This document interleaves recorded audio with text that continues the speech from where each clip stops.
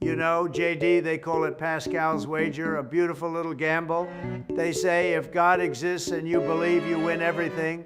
If God doesn't exist and you believe, you lose nothing. Tremendous upside, right? So why aren't more people playing to win? It's interesting, Donald. The wager treats belief like a bet on a coin flip, but belief isn't a choice like choosing heads or tails. Where you come from doesn't change that you can't just decide to believe because the odds favor it. How do you convince yourself to believe if conviction isn't under voluntary control? Look, people decide all the time. They choose to follow things, big rallies, big ideas. If the math says infinite gain, you tell people the math.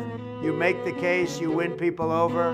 Don't we owe it to ourselves to pursue the strategy with the best expected return? That's the heart of the objection. The wager assumes maximizing expected utility is the right move, but when expectations go to infinity, standard decision rules break down. If you assign a Tungo probability to God and an infinite reward, expected utility dominates everything. Does that make rationality trivial, or does it expose a flaw in how we use expected value to guide life choices?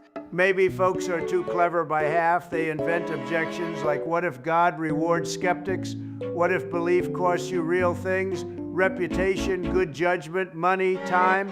You can't just ignore those. Isn't it rational to ask, who defines the outcomes and the payoffs?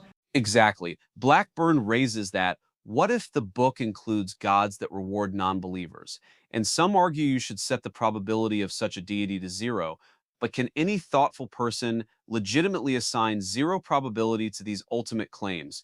And if not zero, how do we weigh finite costs against potential infinite benefits without collapsing into paradox?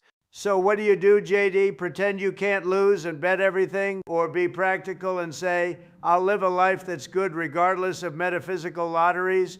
I'd ask, can prudence and authenticity coexist? Is there a way to cultivate belief through action, community, practice, moral habit, without treating it as mere insurance? And if belief is a habit, are we deciding our souls like we decide our policies?